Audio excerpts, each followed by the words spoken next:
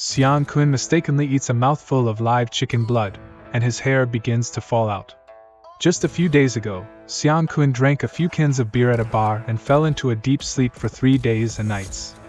When he wakes up, not only does he vomit everything he eats, but his teeth also begin to fall out, only to be quickly replaced by new ones. Despite not eating for several days, he still feels full of energy. Thinking that he has contracted a strange illness, Xiang Kun immediately goes to the hospital for an examination. However, the doctor cannot find any issues and believes it's just a tooth infection. On his way home, Xiang Kun smells an irresistible aroma and follows it to its source, which turns out to be a live chicken being slaughtered. He then experiences a soul-deep hunger and impulsively buys a 2.5-year-old chicken from the owner. When he gets home and is debating how to kill the chicken, it starts to struggle violently and accidentally gets cut, causing blood to spray everywhere. Overcome by soul-deep hunger, Xiang Kun's eyes turn red and he greedily devours the live chicken. Afterward, he feels a sense of satisfaction unlike anything he's ever experienced, as if his soul is shouting. When Xiang Kun wakes up, he realizes he has slept for a day and a night, and not only has his hair fallen out in large amounts, but his skin has also begun to shed. He takes a bath to clean himself up, and when he gets out, he discovers that not only has all his hair fallen out, but he has also shed an entire layer of skin, making his body feel lighter than ever. Xiang Kun quickly searches the internet to find out what's going on with him but doesn't find any matching symptoms even after 3 hours. He decides to record his symptoms, and upon reviewing them, realizes his behavior is similar to that of a vampire. To figure out what's happening, he starts investigating from the day he got drunk. However, the security footage shows everything was normal. After leaving the barbecue restaurant, Xiang Kun decides to retrace his steps from that night.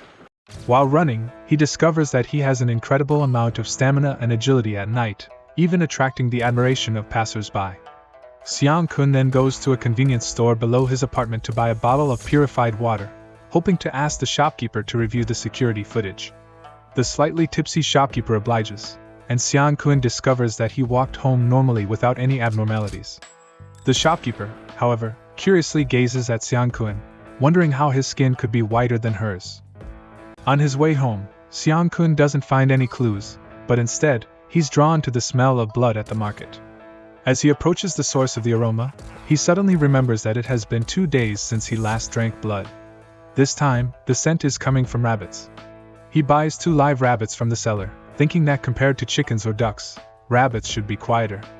With the experience from last time, the process of draining blood from the rabbits goes much smoother. Xiang Kun lifts the cup and drinks it all in one gulp, quickly feeling full as his taste buds and cells send signals of joy and satisfaction. The pleasure and satisfaction from rabbit blood seem to be even greater than that from chicken blood. This time, the coma brought on by the blood lasts only 25 hours, and the first thing Xiang Kun does when he wakes up is to head to the gym to explore the limits of his body. This time, the blood directly enhances his strength, and even his physical fitness has significantly improved. Xiang Kun sits down to try out the equipment, and a money-loving personal trainer quickly approaches him, saying, Your form isn't right. You need a trainer to help you correct it. Besides, the weight you're using is only suitable for women. How can a man use such light weights? Xiang Kun doesn't want to waste his time on this person and proposes a bet, playing dumb. How about this? If I win, I'll buy a yearly membership at your gym. If I lose, you leave me alone. We'll compete in the maximum weight for bench press, alright? The trainer thinks he's guaranteed a win, thinking this bald man would struggle with even a 50-kilogram bench press. The battle between the men is about to begin. Xiang Kun easily lifts an 80-kilogram barbell, and the personal trainer confidently increases the weight to 90 kilograms, lying down and effortlessly lifting it. The 2 men's bench press competition quickly attracts a crowd of onlookers. Xiang Kun doesn't even know his own limits. A 100-kilogram barbell feels incredibly light to him. Even when the weight reaches 120 kilograms, it still feels extremely light. Xiang Kun is determined to find his physical limit this time, and the weight soon increases to 130 kilograms. At this point, Xiang Kun only needs to exert a little force to lift it. When the weight is increased to 135 kilograms, the personal trainer turns pale. He holds his breath, willing to do anything for success, but his muscles just won't cooperate. At this moment, the trainer's left hand suddenly gives out, and it seems he's about to be crushed by the barbell. Just in the nick of time, Xiang Kun manages to stop the barbell with one hand, and the personal trainer loses utterly. Xiang Kun still wants to test the limits of his strength, so he adds the weight to 300 kilograms all at once, finally giving his power a chance to be unleashed. Although he hasn't reached his limit, the number of onlookers is increasing. He knows that if he continues, it might cause a commotion. He picks up his cup and squeezes through the crowd, making a quick exit. Just then, his phone rings. It's his best friend who has grown up with him together saying, "Hey Xiang Kun, I heard your company went bust. Why don't you quit being a programmer and come to my company as a trainee? What do you think?" Xiang Kun falls into deep thought. Although he still has some savings, he has a mortgage to pay off, and without understanding his physical condition, he can't live a normal life. He declines his friend's offer, using the need to rest as an excuse. Having escaped from 2.5 years of hard training, he can't escape his friend's invitation to dinner. Xiang Kun intentionally arrives late, knowing that he can't eat any of the food. His friend and sister-in-law are stunned. His friend, Chang Bing, stammers, "Damn, Xiang Kun, when did you become bald? What happened to your eyes?" Xiang Kun can only claim that he changed his appearance as an excuse. Sister-in-law Wang Han jokes, "I've heard from Chang Bing that you were the smartest person in his class." Xiang Kun tactfully pats his bald head. "Yeah, sister, I'm at the peak of intelligence now." After some small talk, Chang Bing reveals his true intentions. He had introduced a girl to Xiang Kun before, the adorable sister of his sister-in-law's classmate. Xiang Kun shakes his head and smiles. "I'm not looking for a relationship right now." Chang Bing becomes anxious. "You're already 30, and with that shaved head, are you really planning to become a monk?" Wang Han quickly stops Chang Bing and tries to persuade Xiang Kun. "Xiang Kun, that girl is a fun person. Why don't you just meet her and make a new friend?" Xiang Kun reluctantly agrees, and then, using the excuse of a prolonged walk to home, leaves early, asking Wang Han to arrange a meeting with the girl on Sunday. Upon leaving the private room, Xiang Kun habitually goes to pay the bill. As soon as Xiang Kun leaves, Wang Han worries. "I don't think Bao Na will be interested in him. She's very picky. She rejected those rich second-generation guys after just 2 meetings." Chang Bing says that one can't predict fate. The next day, the weather is perfect, and Xiang Kun arrives early at the cafe. When the time comes, he sends a text message to the girl that he prepared earlier. "I'm already here, sitting in the corner. I'm the one with the least hair, easy to spot." He understands that even after meeting, she probably won't be interested in him. After all, it's just Chang Bing's kindness. He might as well go through the motions. While Xiang Kun is lost in thought, a beautiful girl arrives with a wisp of flowing hair, and a fresh fragrance unconsciously fills the air. She asks, "Excuse me, are you Xiang Kun?" "Hello, I'm Tang Bao Na." When Xiang Kun is about to speak, the girl can't help but laugh. "I'm sorry, it's just that your head is so round and smooth, I kind of want to touch it. Have you ever seen One Punch Man? You are like Saitama Sensei." Xiang Kun asks with a puzzled expression. "What's that, girl?" She chuckles. "This expression looks more like him." They laugh, and it turns out that Bao Na has a lively and cute personality, passionate about the two-dimensional world and loves hiking. After chatting for half an hour, Xiang Kun can tell from her words that she's also on this blind date just to appease her family. After the date, Xiang Kun walks in silence on the street, the dusk making him feel slightly lonely. He knows he's not worthy of her, like people from 2 different worlds, and they probably won't meet again unless something unexpected happens. When he returns home that night, when Xiang Kun is reporting the results to his good friends, Bao Na calls. As Xiang Kun is about to speak, Bao Na invites him out for barbecue. Xiang Kun stares at the glass filled with blood and apologizes. "Maybe next time." Today is the 3rd time Xiang Kun drinks blood, and not only has his hibernation period shortened, but even the size of his muscles has increased. As he ponders, a familiar aroma hits him. Tang Bao Na is surprised. "Mr. Xiang, are you also working out here?" Xiang Kun immediately thinks of his last call when he refused Bao Na's invitation, so he uses the excuse of having something to do at home and leaves. Yang Jin is speechless. "This guy is average looking and bald, there's no reason he wouldn't be interested in you." Tang Bao Na retorts, "It's not like I got dumped, I'm not interested in him either." Then Bao Na pouts and continues explaining. Yesterday when I went to eat barbecue, he just happened to be busy. Yang Jin adds fuel to the fire. After that day, he didn't take the initiative to contact you. Tang Baona stomps her foot in anger, becoming somewhat frantic. Yang Jin pats Tang Baona's head and says, "Maybe teacher Xiang Kun prefers women with fuller figures who can bear children?" After finishing her sentence, Yang Jin even presses her hand against Tang Baona's hip. In contrast, Xiang Kun is running all the way. "Oh no, I forgot to put rabbit back in its cage when I left home." At this moment, a sharp scream comes from the distance. A college student holding a sword is chasing and slashing at a couple, and the man's body is covered with wounds. In the next second, the sword pierces the man's body, and blood flows uncontrollably. The man lets out a painful scream, and Xiang Kun remembers that they are the couple he met last night.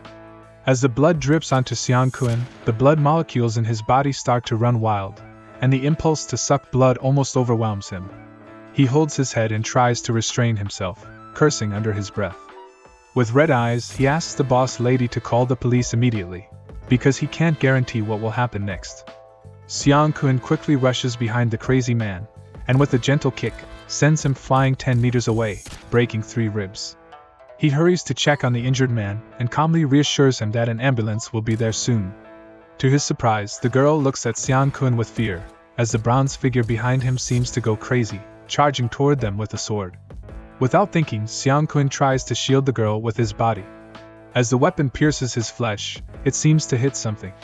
Xiang Kun's eyes widen with anger, and he furiously punches the crazy man. With a strong force, the man is thrown away once again, and eventually collapses.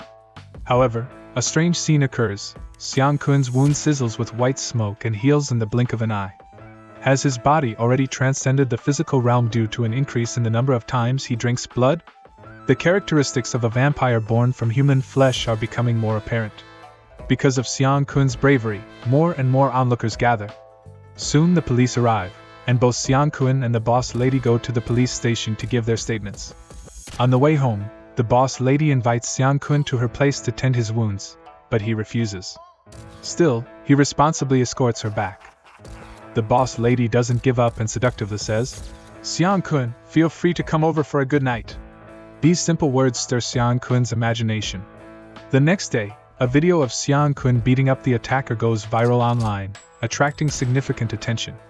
As a result of Xiang Kun's incident, he gains extraordinary sensory abilities that enable him to hear people's conversations from afar by simply focusing his mind. At this moment, he suddenly catches a scent that penetrates deep into his bones. He wonders, how could there be such a smell on the street?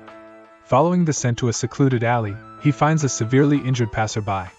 While calling the police, he checks on the passerby, but unfortunately, he has already lost his pulse due to excessive blood loss. Soon the police arrive, and the officer handling the case is the same one who took Xiang Kun's statement the day before. Officer Chin shows Xiang Kun a photo of the escaped death row inmate and asks if he has any impression of the man, who has cold eyes and a murderous vibe. Xiang Kun honestly says that the victim was already on the ground when he passed by. Hearing Xiang Kun's words, Officer Chin tells him not to play the hero and leave the capture of the criminal to the police. Although Xiang Kun agrees, his mind is already working on a plan. He quickly climbs to a high point in the alley to search for the criminal's escape route. With his eyes closed, Xiang Kun concentrates his mind and maximizes his sensory powers. Among the countless people in his mind, he detects the scent of blood on a blonde man. He intentionally creates a chance to brush past the blonde man, and even though the smell is faint, he gathers 2 pieces of information from his senses. The man's scent of blood is the same as the victim's, and he is wearing a wig.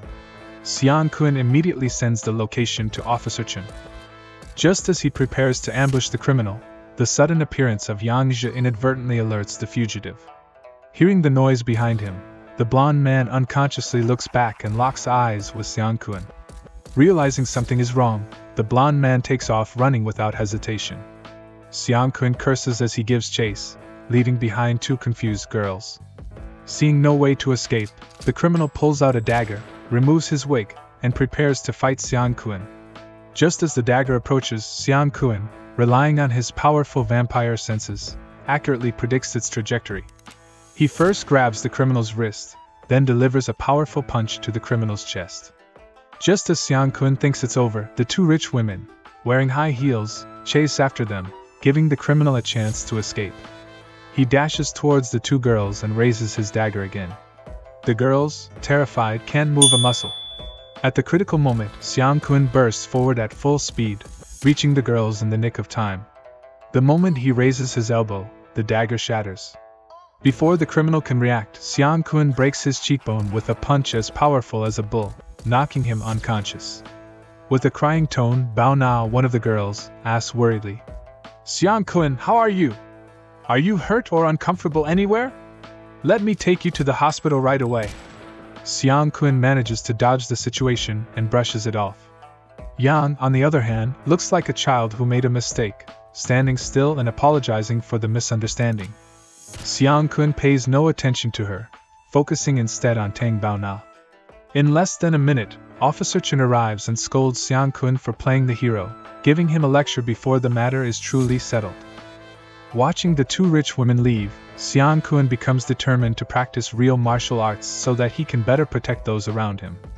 Upon arriving at the boxing gym, Xiang Kun requests to skip the physical training and directly start learning techniques. Hearing this, a fearless coach comes over and starts a conversation, saying, "Buddy, you look like you work out regularly, huh?" Though Xiang Kun has muscles, the power of martial arts and muscle size are not the same. The coach challenges him to punch with full force. Xiang Kun, having never heard such a request, delivers a gentle punch that causes the coach's clothes to burst open and the pain in his abdomen to make him kneel on the ground. However, the coach still stands up, driven by his willpower. The coach challenges Xiang Kun to spar in the ring. As the match begins, the coach goes straight for the attack, hoping to regain his dignity. However, Xiang Kun's heightened senses allow him to dodge every blow, even when they create a loud collision. The coach becomes desperate and increases his punching speed. Xiang Kun finds the situation interesting and adopts a defensive stance to test his body's endurance. After taking 300 punches, Xiang Kun only takes 3 steps back. The coach thinks he has regained his pride, but Xiang Kun is unimpressed by the painless attack. At that moment, the coach launches a powerful strike at Xiang Kun, hitting him right on the head. The coach injures his hand, and Xiang Kun, not wanting to waste any more time, pretends to lose the bet and leaves. After this experience, Xiang Kun realizes that real-life fighting techniques are based on human limitations, and he is no longer an ordinary person. That evening, Xiang Kun receives a caring phone call from Tang Bao Na. As they chat, their conversation becomes increasingly intimate. She asks if he has a girlfriend or not. Xiang Kun awkwardly laughs, saying, "How could someone like me have a girlfriend?" Tang Bao Na asks why he always avoids her, and if he actually dislikes her. Xiang Kun lowers his head, lacking confidence, and says, "It's because you're so outstanding and beautiful that I think I'm not the type you would like." "Hee, do you know what type of person I like?" Tang Bao Na asks. Xiang Kun feels a bit nervous and admits that he doesn't know. "Well then, we have a date next week for a hike. You can't break the promise this time, okay?" Xiang Kun agrees to her invitation, thinking that maybe she will see a different side of him during the hike. Upon arriving at the location, the beautiful scenery catches everyone's attention. To Xiang Kun's surprise, the 2 men and 1 woman who join them are already friends.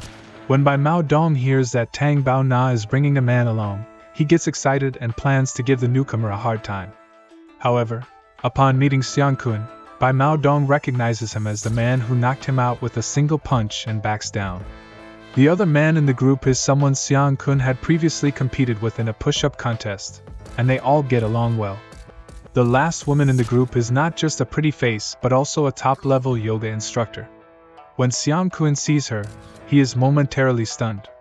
As they set off on their hike, Yang Jin announces the start of their adventure, and the group enjoys the lush, green surroundings. Throughout the 3-hour hike, Xiang Kun doesn't break a sweat. Tang Bao Na jokingly asks if he's a Shaolin monk, while Bai Mao Dong comments on his boxing prowess. Yang Jin adds that any girl who becomes Xiang Kun's girlfriend would be incredibly happy. As the group enjoys their light-hearted conversation, Yang Jin sneakily pushes Xiang Kun towards Tang Bao Na, who instinctively puts his arm around her waist. When he lets go, both of them blush.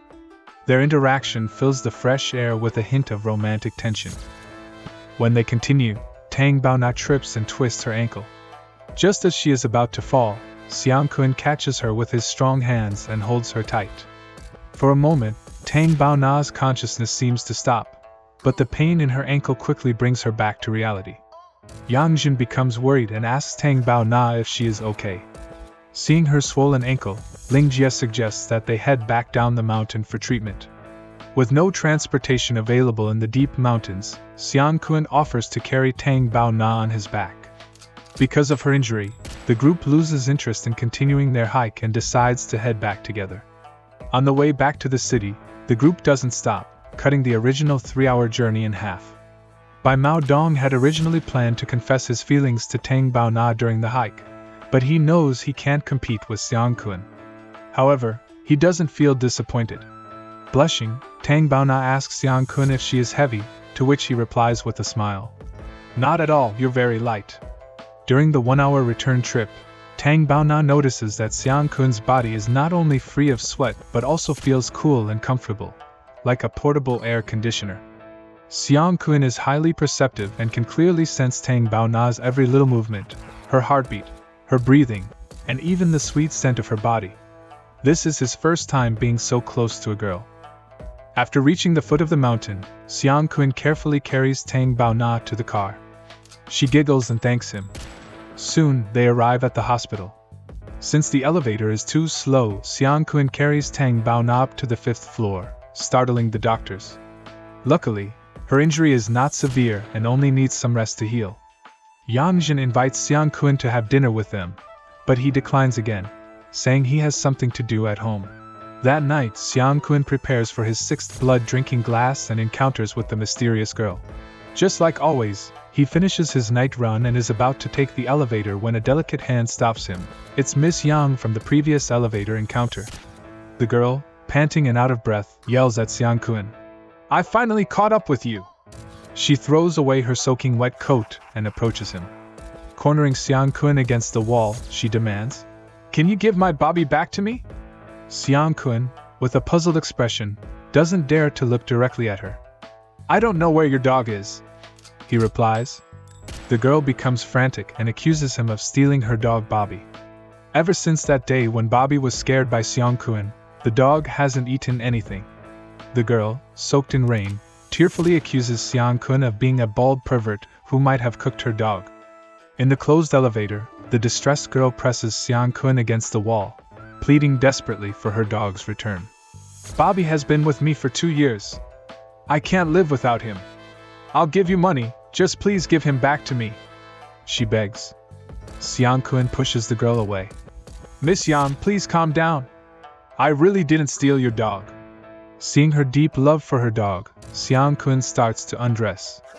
Although I don't know if I can help you find him, I will do my best. He then drapes his coat over the girl, who suddenly becomes calmer. Blushing, she says, If you can help me find him, I will definitely repay you with action. Xiang Kun goes outside, and his 6th sense tells him that Bobby's disappearance may have something to do with the previous rat incident. If that's the case, it's worth investigating. The quickest way is to sense if there's any smell of blood nearby. After scanning dozens of buildings, he still has no clues. He searches building by building, and finally finds some of Bobby's fur in a residential area near the mountain. He confirms there is a faint smell of blood on the fur, and fears the worst for Bobby. Xiang Kun finds faint bloodstains not far away. He follows the trail to its origin, where he finds Bobby, lifeless and lying in a pool of blood. Upon closer inspection, it's clear that Bobby's blood has been drained. Just then, a tree branch nearby makes a creaking sound, and goosebumps cover Xiang Kun's body. A dark figure appears, and in a split second, Xiang Kun's right arm is severed. Without any chance to catch his breath, the figure attacks Xiang Kun again. But no matter how hard he tries to escape, he can't evade the relentless pursuit. When Xiang Kun finally sees the figure's face, his pupils shrink to the size of a green bean. It's an owl. Is this some kind of joke? The owl waits for Xiang Kun to expose a weakness while Xiang Kun is momentarily distracted by the pain from his severed arm. The owl begins its hunt without hesitation. With the aid of moonlight, its flying speed reaches 100 meters per second.